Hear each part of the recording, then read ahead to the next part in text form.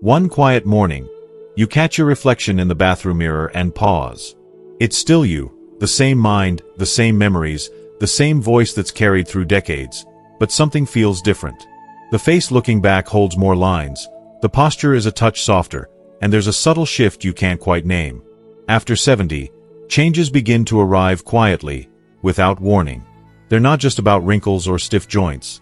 They reach deeper, affecting how you move, how you sleep, even how you connect with the world around you. Most of us aren't told about them. They slip in unnoticed, shaping our days and our independence before we realize what's happening. But here's the truth. Recognizing these changes early can give you the power to adapt, to protect your strength and spirit. In the next few minutes, we'll walk together through the subtle yet powerful signs that come after 70, the ones that shape not just your body, but the way you live each day. Some may already feel familiar, others may surprise you, but each is an invitation to see your future with clearer, more caring eyes.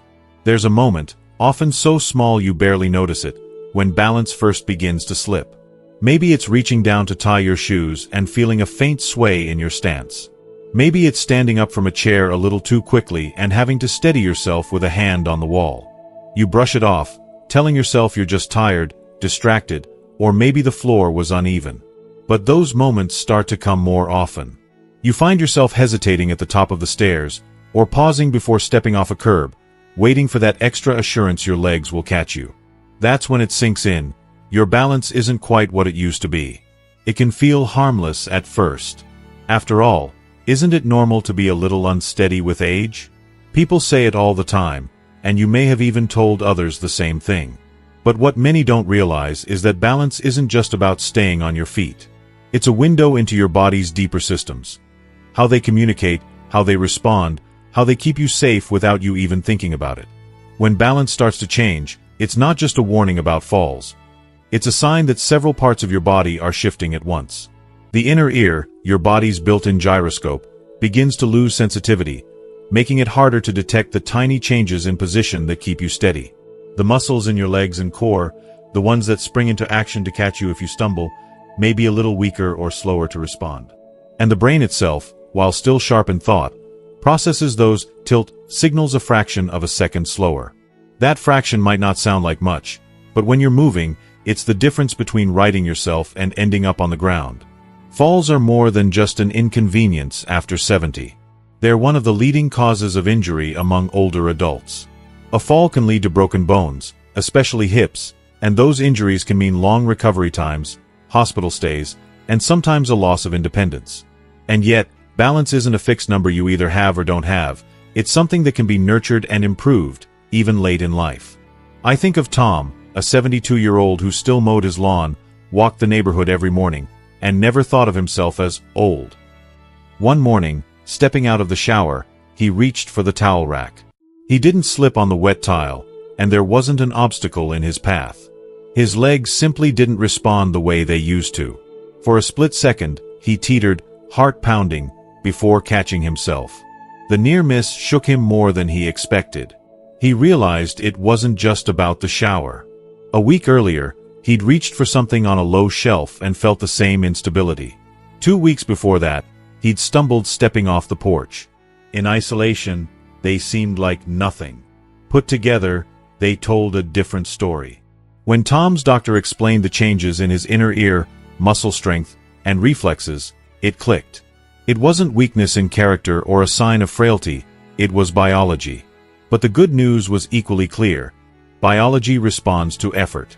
Balance could be retrained. For most people, it starts with small, intentional steps. Stand near a counter or sturdy chair and lift one foot off the ground, holding for 10 seconds. Switch sides. If you can't make it to 10, that's not a failure. It's a starting point. Practice walking heel to toe along a hallway, as if you're on a balance beam.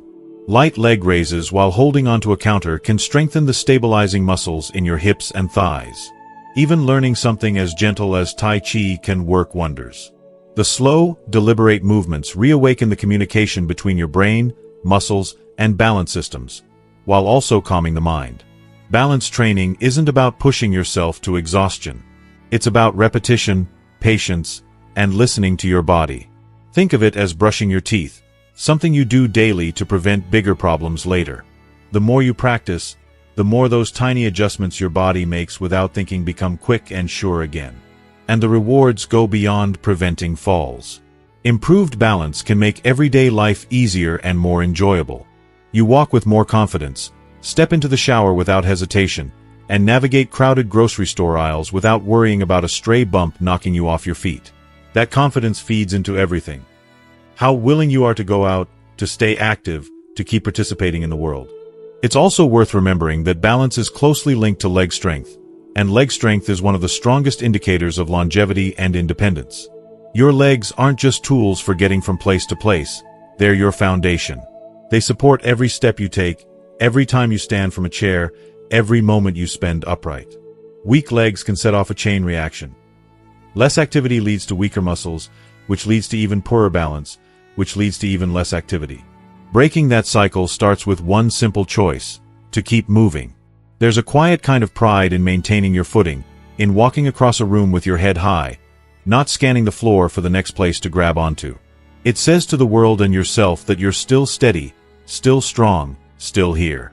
That doesn't mean ignoring reality or pretending age hasn't changed things. It means meeting those changes with action, with small daily habits that protect what matters most. Your independence, your safety, and your freedom to move through life on your terms. So if you've noticed yourself grabbing the wall more often, or if you've felt that little sway when bending down, don't shrug it off. See it for what it is: your body sending you a gentle message that it's time to pay attention. Start small. Practice balance exercises. Strengthen your legs.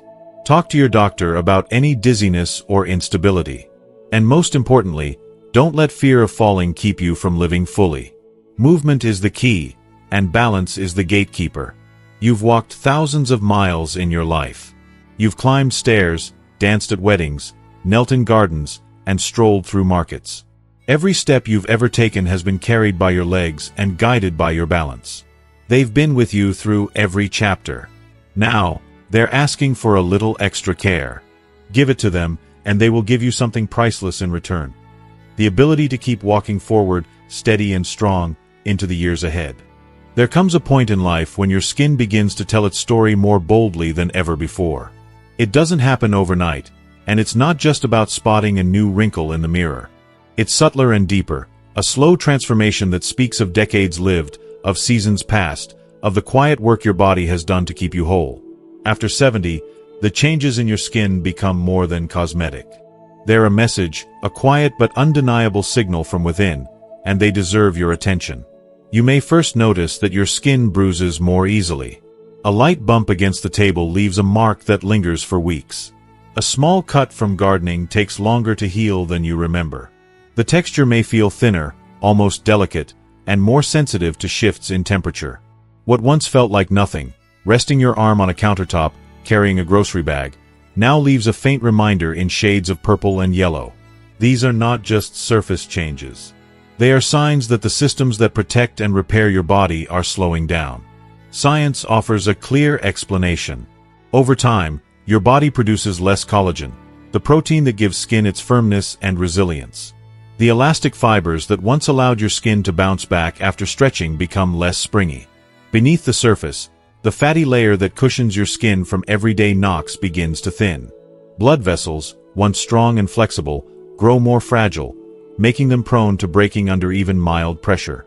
Cell turnover slows down, too, meaning the outer layer of skin takes longer to renew itself. All of these changes together create the more fragile, easily marked skin we see in later years. Doctors call this dermal atrophy, but that clinical term doesn't capture the emotional side of it. For many people, these changes can be startling. You may feel as though your skin no longer reflects the strength you feel inside. But it's important to understand that your skin is not simply an aesthetic feature. It is your body's largest organ and your first line of defense. It guards you against infection, regulates temperature, and even plays a role in producing essential vitamins. When it becomes thinner and more vulnerable, you need to treat it with a new level of care. I remember speaking with Margaret, a 74-year-old who had always taken pride in her active lifestyle. She volunteered at her local library, tended a vegetable garden, and walked her dog every morning. One spring, while trimming rose bushes, a thorn nicked her forearm. It was a small scratch, barely more than a scrape, but it didn't heal quickly. Weeks later, it was still tender and red. That was her wake-up call. She realized her skin wasn't just telling her she'd aged, it was telling her she needed to adapt how she cared for herself. The hopeful truth is that while skin changes are inevitable, their impact can be reduced with thoughtful daily habits. The first step is moisture. Hydration is not just for comfort, it helps your skin maintain its natural barrier. Applying a high-quality, fragrance-free moisturizer right after bathing can lock in water and protect against dryness. Avoid long, hot showers, which strip away natural oils, and instead opt for warm water. Gentle cleansing is key. Harsh soaps can damage the skin's protective layer.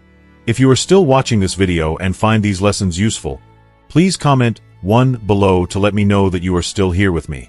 Staying hydrated from the inside is equally important. Drink enough water throughout the day, and include foods rich in water content like cucumbers, oranges, and berries. Nutrition plays a vital role, too. Vitamin C supports collagen production, vitamin E offers antioxidant protection, and omega-3 fatty acids help maintain skin suppleness. These nutrients don't work overnight, but over time, they strengthen your skin's resilience from within. Protecting your skin from the sun remains critical, even if you no longer spend long afternoons outdoors. UV rays continue to break down collagen and elastin, accelerating thinning and wrinkling. A lightweight sunscreen applied to exposed areas, even in winter, acts as a shield. And clothing choices matter more than you might think. Soft, breathable fabrics like cotton reduce friction and irritation. Avoid rough seams or tight bands that can rub against delicate areas. Paying attention to temperature is another often overlooked part of skin care at this stage of life.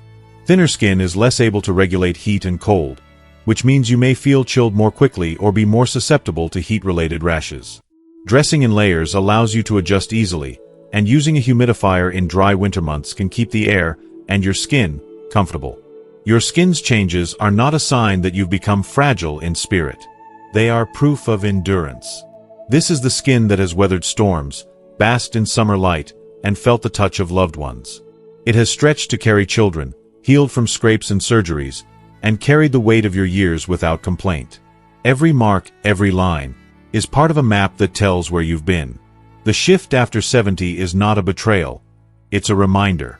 Your skin is asking for a little more gentleness, a little more protection, and a little more respect for the work it continues to do every day.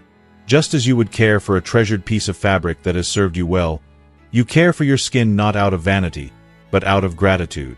Margaret now keeps a small basket by her favorite chair stocked with moisturizer, sunscreen, and soft gloves for gardening.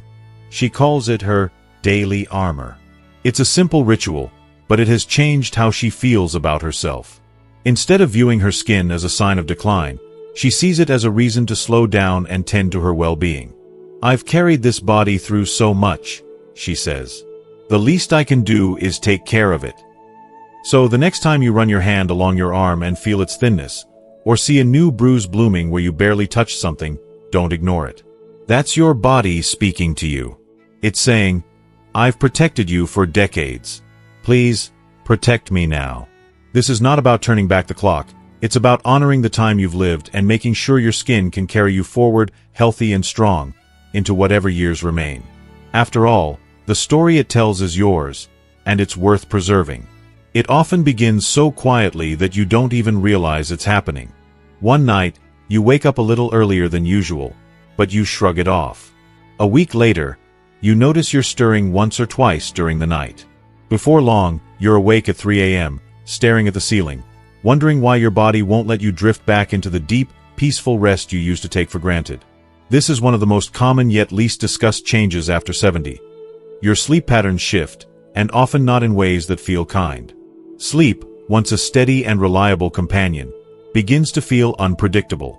Even when you go to bed on time and log what should be a full night's rest, you wake feeling less refreshed, as if you've been skimming the surface of sleep instead of sinking into its restorative depths.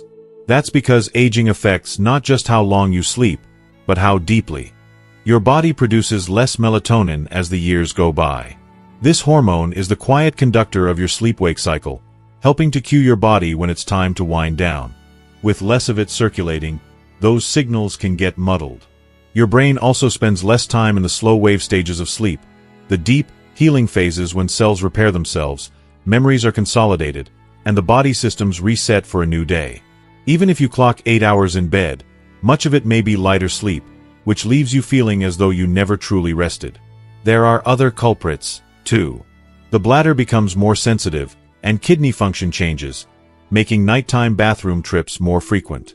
2 or 3 interruptions a night can become routine for many older adults, especially men.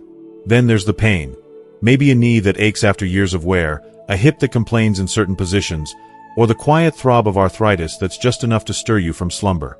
Medications for blood pressure, heart disease, or other conditions can also have side effects that disrupt your sleep. Even low-grade anxiety, about health, about loved ones, about the future, can keep your mind too busy to fully let go. I think of Harold, 78, who used to sleep soundly through the night. These days, he finds himself waking at exactly 3:17 a.m., almost like clockwork. Sometimes he lies there for hours, watching the glow of the street lamp move across the wall, listening to the slow tick of the clock. He isn't in pain, and he isn't particularly upset, but he misses the way sleep used to carry him effortlessly from dusk to dawn. The quiet hours feel long and empty, and by morning, his body feels heavy, his mind slower to spark. Poor sleep doesn't just leave you tired. Over time, it chips away at your health in ways you might not immediately connect. Studies show that fragmented sleep increases the risk of memory problems, depression, and heart disease. It can weaken your immune system, making it harder to fight off infections, and it can raise the chances of a fall during the day due to grogginess or delayed reaction times. Your brain needs uninterrupted rest to clear out toxins, regulate emotions, and repair the intricate systems that keep you sharp and steady. But while sleep changes are common with age, they're not something you have to simply accept. You have more influence over your nights than you might think. The first step is creating a steady rhythm, going to bed and waking up at the same time every day, even on weekends. This helps train your body's internal clock. Limit screen exposure in the evening, especially from phones and tablets. The blue light they emit can interfere with melatonin production, making it harder for your brain to recognize that it's nighttime. Instead, choose quiet activities that signal relaxation. Reading a book, listening to soft music, or practicing deep breathing. Keep caffeine to the earlier part of the day. After 2 p.m., even a small cup of coffee or tea can linger in your system and affect your ability to fall asleep. Pay attention to your sleep environment. A cool, dark room encourages deeper rest. Heavy curtains or a sleep mask can block light, while earplugs or a white noise machine can soften intrusive sounds. If nighttime trips to the bathroom are part of your routine, try reducing fluids a couple of hours before bed, but make sure you're staying hydrated throughout the day. And perhaps most importantly, don't hesitate to talk to your doctor if your sleep is consistently poor. Sometimes the cause is a treatable condition like sleep apnea, restless leg syndrome, or a side effect from medication. Identifying and addressing the root issue can make a remarkable difference.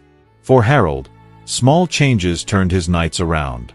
He swapped late-night news watching for a calming playlist, dimmed his lights earlier in the evening, and started gentle stretching before bed.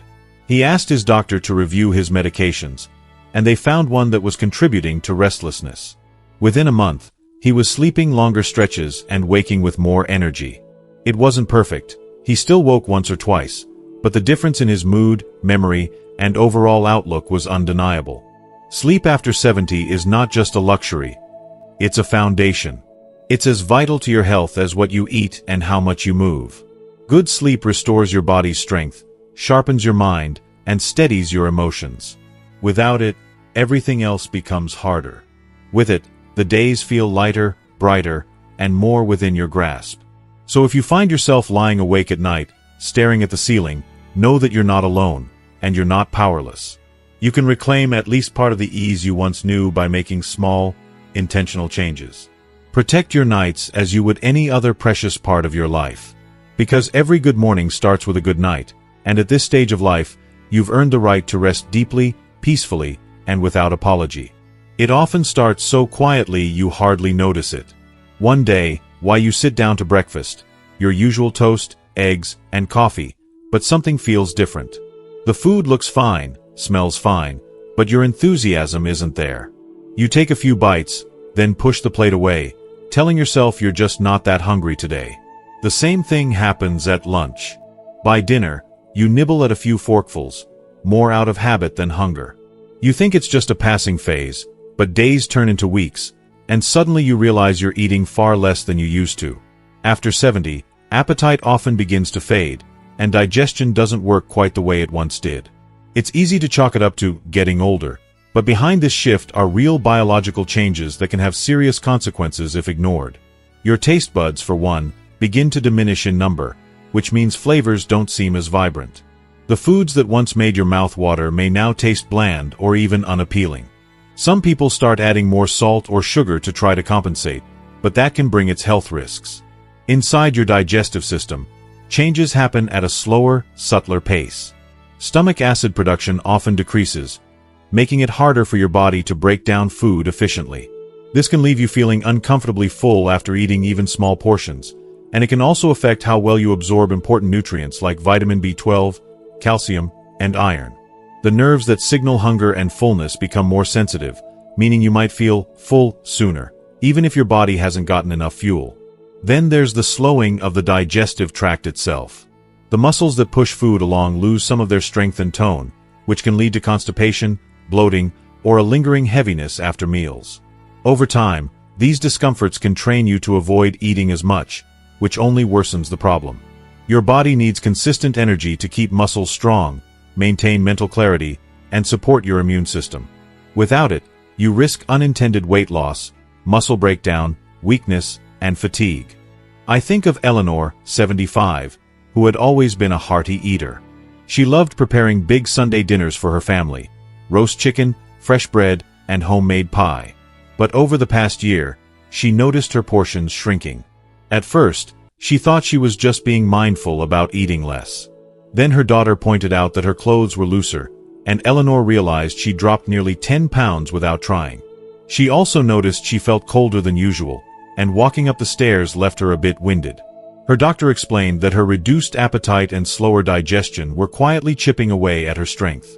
The good news is that while these changes are a natural part of aging, they're not beyond your influence.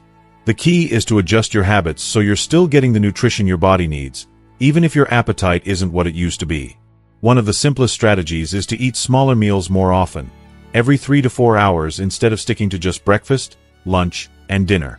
This can help you take in enough calories and nutrients without overwhelming your digestive system. Protein should be a priority. Foods like eggs, yogurt, beans, chicken, fish, or tofu help preserve muscle mass and keep you feeling steady. If chewing or digestion is difficult, softer options like scrambled eggs, smoothies, or soups can still pack plenty of nutrition. Adding herbs, spices, and healthy fats can reignite your taste buds without relying on excess salt or sugar. A drizzle of olive oil, a sprinkle of fresh herbs, or a squeeze of lemon can make a dish more inviting. Your environment also plays a role. Eating alone can make meals feel like a chore instead of a pleasure. When possible, share a table with friends, family, or even a neighbor. Conversation, laughter, and the simple act of sitting down together can stimulate appetite more than you might expect. If in-person company isn't possible, consider calling a friend or watching a favorite program while you eat. Anything that makes the experience feel warmer and more engaging. Sunlight, too, is an underestimated ally. Eating by a bright window or spending time outdoors before a meal can help regulate your body's natural rhythms, which in turn can support digestion. Physical movement, even something as simple as a short walk, can stimulate appetite and keep your digestive system working more smoothly. And don't ignore the role of hydration. Many older adults mistake thirst for lack of hunger, leading them to eat less when their bodies need both food and fluids. Drinking water throughout the day, along with herbal teas or broths, can support digestion and help prevent constipation. For Eleanor, making these small changes turned things around. She began preparing mini meals, half a sandwich and a cup of soup, or yogurt with berries and a sprinkle of nuts, and keeping healthy snacks within easy reach. She invited her neighbor over twice a week for lunch, and they took turns cooking. She also added a short walk in the late morning, which not only improved her digestion but also lifted her mood. Within a couple of months, her energy returned, her weight stabilized, and she found joy in eating again. Your relationship with food after 70 may not look like it did in earlier years, and that's okay. What matters most is not the quantity you eat in a single sitting, but the consistency and quality of what you take in over the day. Listen to your body, but don't let a muted appetite trick you into giving it less than it needs. Think of your meals as more than just fuel. They're an opportunity to nourish not only your body, but your sense of connection, comfort, and pleasure. Every bite you take is an investment in your strength, your independence, and your ability to enjoy the days ahead. And even if your hunger has grown quieter, you can still answer it with care, creativity, and intention. Your appetite and digestion may shift, but they are still yours to tend. Treat them with the same respect you've given to every other part of your well-being, and they will continue to support you in ways you may not fully appreciate until years down the road. In the end, eating well after 70 isn't just about extending life, it's about enriching it. It's one of those changes you rarely see coming. There's no loud warning, no dramatic moment that announces it has arrived. It sneaks in quietly, disguised as small inconveniences you brush off without much thought. One day, you're standing at the kitchen counter, twisting the lid off a jar of pickles, and you have to pause. You try again, but the lid doesn't budge. Another day, while you're at the grocery store, and the bag feels heavier than it should. Then there's the morning when your favorite coffee mug slips right through your fingers and shatters on the floor. It's in those moments, mundane but unmistakable, that you realize something has shifted. Your grip isn't what it used to be. Losing grip strength can feel like a minor annoyance at first, something you can work around. But in reality, it's a powerful indicator of your overall health and vitality. Doctors and researchers often talk about grip strength as a predictor, not just of muscle function, but of how well you might maintain independence as you age. In study after study, a strong grip correlates with better mobility, lower risk of illness, and even longer life expectancy. Weakening grip, on the other hand, can be an early sign of muscle loss, nerve changes, or declining circulation. The biology behind it is straightforward but sobering. As we grow older, we naturally lose muscle mass, a process known as sarcopenia. It doesn't just affect your arms, it happens throughout your entire body. The muscles in your hands and forearms, which once opened jars and carried grocery bags without effort, begin to shrink and lose their power. The nerves that send messages from your brain to your fingers may slow, making movements less precise and less coordinated. Circulation to the extremities can decline, meaning your hands don't always get the oxygen and nutrients they need to perform at their best. Even joints and tendons can stiffen with age, adding to the challenge. If you are still watching this video and find these lessons useful, please comment 2 below to let me know that you are still here with me. I think of Martin, 76, who spent his younger years working as a carpenter. His hands had built furniture, repaired roofs, and shaped wood into things that would outlast him. One morning, while making his usual coffee, the mug slipped from his hand. It wasn't heavy. He wasn't distracted. His fingers simply didn't close around it in time. It broke on the tile, and Martin stood there, stunned. Later, he told me, "I used to carry lumber without thinking about it. Now I can't hold a cup." That moment didn't injure him physically, but emotionally it was a jolt, a reminder that something deeper was changing. The loss of grip strength doesn't just impact what you can physically hold, it can subtly influence your confidence. You may start avoiding certain tasks, like carrying heavier groceries, working in the garden, or lifting pots and pans. Without realizing it, you move less, and the less you use those muscles, the weaker they become. It's a quiet cycle of decline that can affect your independence over time. But here's the truth that often gets overlooked. You can fight back. Grip strength can be rebuilt, and it doesn't require an expensive gym membership or hours of grueling exercise.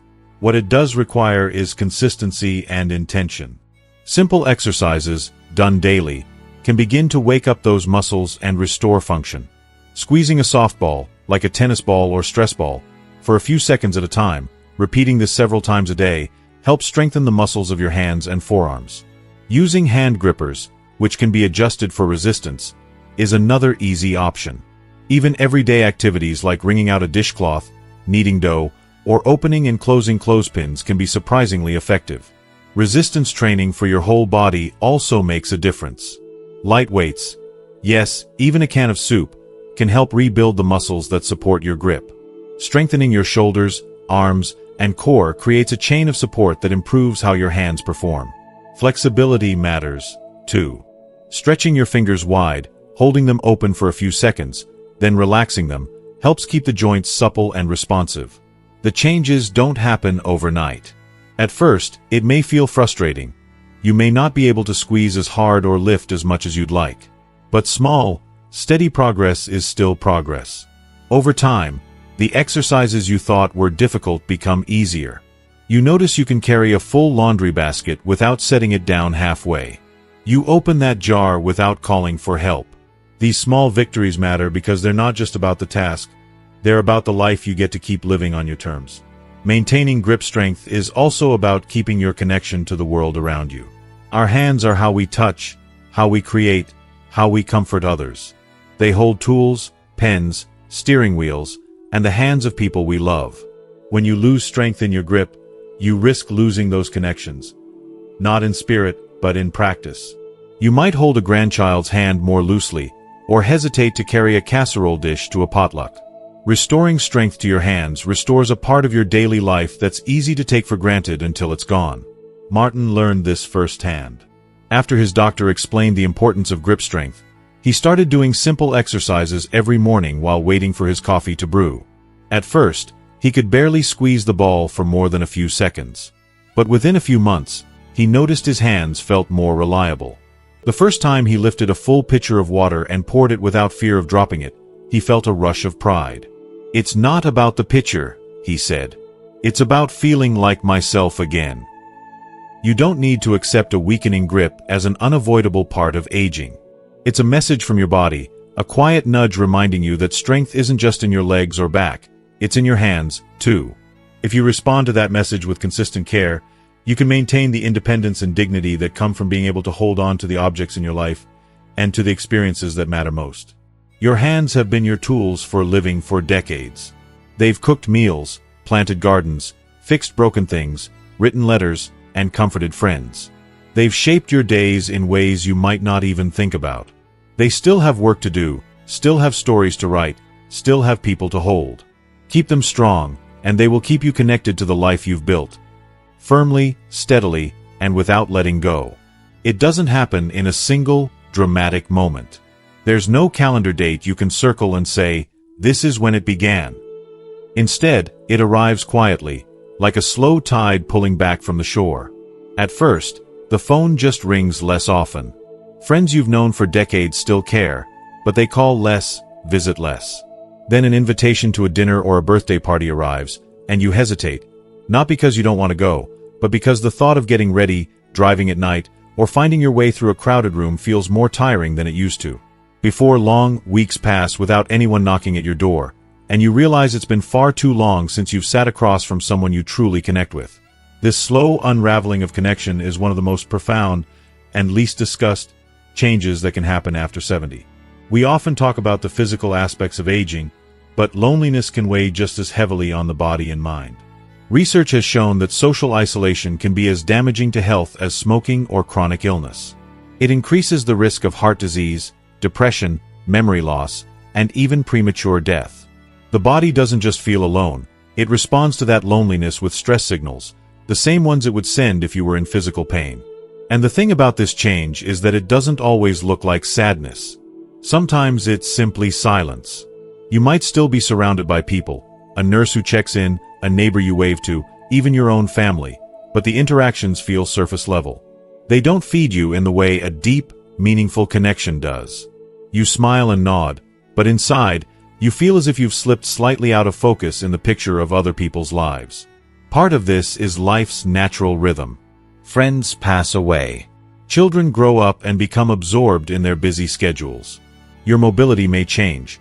Aches in your knees, trouble driving, or anxiety about walking alone in crowded places can all make it harder to get out. And then there's the subtle emotional shift, the voice in your head that says, maybe they don't want to hear from me, or I don't want to be a burden. Slowly, almost without realizing it, you retreat further into your own space. I think of Lorraine, 81, who once had a calendar so full she had to write events in the margins. After her husband passed, she still kept up with her book club, her church group, and her weekly bridge nights. But then she started skipping a meeting here and there. At first, she told herself it was just because she was tired. Months later, She realized she'd stopped going entirely. Her friends still called for a while, but eventually, the calls slowed. One day, she noticed she hadn't spoken to anyone in person for 5 days straight. "It was like I could feel the world moving on without me," she said. What's important to remember is that the connection doesn't have to fade completely. It might take more effort than before, and it might look different from what it once was, but it's still possible, and it's worth fighting for. Even small interactions can have a big impact. Studies show that making eye contact with a cashier, greeting a neighbor on the sidewalk, or chatting briefly with someone in a waiting room can trigger the release of oxytocin, the hormone that helps us feel calm, safe, and bonded to others. These little moments add up, keeping your nervous system in balance and your emotional well-being intact. If getting out is difficult, technology can be a powerful tool. A video call may not feel the same as sitting in someone's living room, but it can still bring faces, voices, and laughter into your day. Some communities have programs where volunteers check in with seniors by phone or in person, sometimes just to talk, sometimes to help with errands, to share a meal. Rekindling old connections is another path. Write a letter to a friend you've lost touch with. Call a cousin you haven't spoken to in years. Send a photo to someone who would appreciate the memory it holds. Often, people are waiting for someone else to make the first move, and you might be surprised by how warmly your effort is received. Joining new circles can be intimidating, but it can also be rewarding. Senior centers, libraries, churches, and community centers often host groups for everything from exercise to arts and crafts. Volunteering can be a powerful way to meet people while giving your time and talents to a cause that matters to you. Even one regular activity a week can create a rhythm of connection that makes the rest of the week feel less empty. For Lorraine, the turning point came when her granddaughter insisted she join a local walking group that met at the park twice a week. The first time, she was nervous. What if she didn't keep up? What if she didn't know what to say? But the group was warm and welcoming. Soon, she found herself looking forward to those walks, not just for the exercise but for the easy conversations along the way. The smiles, the laughter, the shared moments of noticing a blooming tree or a bird overhead, they reminded her that she was still part of the world. The truth is, staying socially connected in later life is not just about avoiding loneliness. It's about staying fully human. We are wired for connection. Our health depends on it as much as it depends on good food, exercise, and sleep. Without it, our minds can grow dimmer, our bodies weaker, and our sense of purpose smaller. With it, even the most ordinary days can hold meaning and joy. If you felt the world pulling away from you, take it as a signal, not of rejection, but of opportunity. The opportunity to reach out, to step forward, to invite life back in. You don't need to fill your days with endless activity. Sometimes one good conversation, one shared laugh, one warm hug can be enough to remind you that you belong here, now, in this chapter of your life. If you are still watching this video and find these lessons useful, please comment 3 below to let me know that you are still here with me.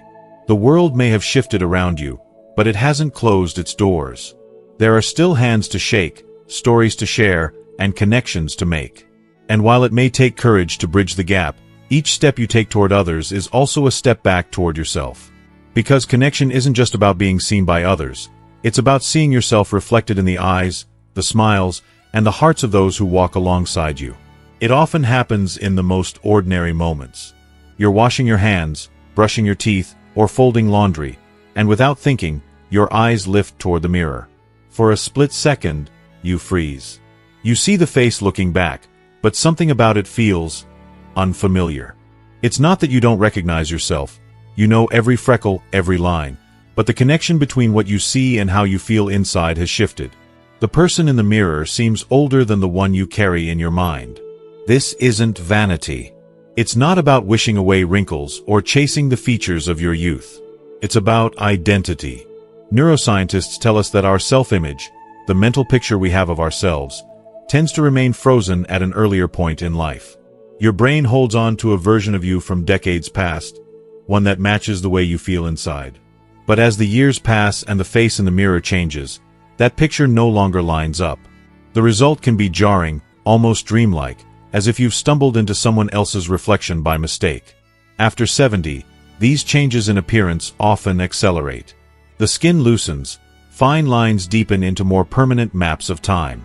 Muscles beneath the surface soften, and posture shifts subtly forward. Even the sparkle in the eyes can look different, not dimmer, but tempered by 1,000 stories, both joyful and painful. Time, in its quiet persistence, redraws the familiar outlines in softer strokes, like a charcoal sketch replacing a vivid photograph. For many, this mismatch between inner self and outer reflection can stir a kind of gentle grief. You may find yourself wondering, where did I go? But the truth is, you haven't gone anywhere. You're still here, every memory, every lesson, every hard-won piece of wisdom. The reflection in the glass is not a stranger. It's simply the current chapter of your story, wearing the marks of all the chapters that came before. I think of Helen, 79, who once told me she avoided mirrors altogether. I didn't like the woman looking back at me, she admitted. She seemed tired, older, someone the world might pass by without noticing. But over time, Helen realized she was missing something important. That woman in the mirror wasn't an imposter. She was the culmination of a life lived fully. The soft lines around her mouth spoke of years of laughter. The creases on her forehead marked the worries she had survived. Even the slight stoop in her shoulders came from decades of holding and carrying the people she loved. Reconnecting with your reflection doesn't mean trying to look younger. It means choosing to see the value in what's there now. One way to do this is by creating small, intentional rituals around your mirror time. Instead of rushing through your morning routine, pause for a moment. Look directly into your own eyes. Say something kind, out loud if you can. You might feel silly at first, but kindness toward yourself is a habit worth cultivating. Keep a favorite photo of your younger self nearby, not for comparison, but as a reminder that both versions are you, equally deserving of care. Changing the context can help too. Soft lighting, a tidy space, even a small vase of flowers on the counter, can shift how you feel when you see yourself. Some people find that using a magnifying mirror less often helps them focus on the whole face instead of zeroing in on details that feed self-criticism. And it's not just about acceptance, it's about pride. The reflection you see today belongs to someone who has endured storms, adapted to change, and learned to keep moving forward. Each mark, each shift in shape or texture, is proof of survival. If you can start to view these changes as evidence of strength instead of loss, the person in the mirror begins to feel more like an ally than a stranger. Helen eventually made peace with her reflection by turning her morning into a small ceremony. She'd brush her hair slowly, apply a bit of lotion to her face, and take a deep breath before stepping away. It's like I'm saying to myself, I see you. You're still here and you matter, she told me. That shift didn't erase her awareness of aging, but it softened it. The distance between the Helen in her mind and the Helen in the mirror grew smaller. If you've ever felt disconnected from your reflection, know that you're not alone. This experience is more common than people admit, especially later in life. It doesn't mean you're losing yourself, it means your sense of self is evolving. Just as you've adapted to other changes over the years, you can adapt to this one too. The key is not to avoid the mirror, but to meet it with the same compassion you'd offer a dear friend. The truth is, the mirror only shows part of the story. It can't capture the way your eyes light up when you see someone you love, or the warmth in your voice when you share a memory. It doesn't reveal the resilience that carried you through hard times, or the generosity that shaped the lives of others. Those things live beneath the surface, invisible but undeniable, and they matter far more than the texture of your skin or the curve of your shoulders. So the next time you catch your reflection unexpectedly, try to look a little longer. Notice not just what has changed, but what remains. The familiar tilt of your smile, the spark of recognition in your gaze, the quiet strength in your posture. That person is you. Not the same as you were at 30 or 50, but no less real, no less worthy, no less alive. Your reflection may not always match the image in your mind, but that doesn't make it a stranger. It's the face of someone who has lived, loved, endured, and grown. Someone who has earned every line, every curve, every silver strand of hair. And when you learn to see it that way, the mirror stops feeling like an unwelcome reminder of time passing, and starts feeling like a testament to the life you've built, the person you've become, and the chapters still left to write. Life after 70 has its rhythm. Slower in some ways, richer in others. We've walked through 7 quiet messengers of this stage. The way your balance shifts, how your skin tells the story of time, the fragile changes in sleep, the fading appetite and slower digestion, the weakening of your grip, the subtle drift away from the world, and that moment when your reflection feels like someone you're still getting to know. None of these is our punishment. They are simply signs that your body and spirit are asking for more mindful care, a little extra gentleness, and the wisdom to adapt. The truth is, you still have the power to shape what comes next. Small, steady changes, a short daily walk, a mindful bedtime routine, a nourishing meal shared with someone you enjoy, a phone call to an old friend, can keep your body stronger, your mind clearer, and your heart more connected. It's not about doing everything at once. It's about doing something every day that tells your body and soul, I'm still here, and I still care. If today's conversation spoke to you, I'd love to hear your voice. Share in the comments one change you've noticed, or one habit you want to nurture. Your story might be exactly what someone else needs to hear. And if you found value here, please like this video, share it with someone who matters to you, and subscribe so we can keep walking this path together. You are not alone on this journey. Each step you take toward caring for yourself is also a step toward staying present in the life you've built. A life still worth living, with purpose, beauty, and connection in every day you're given.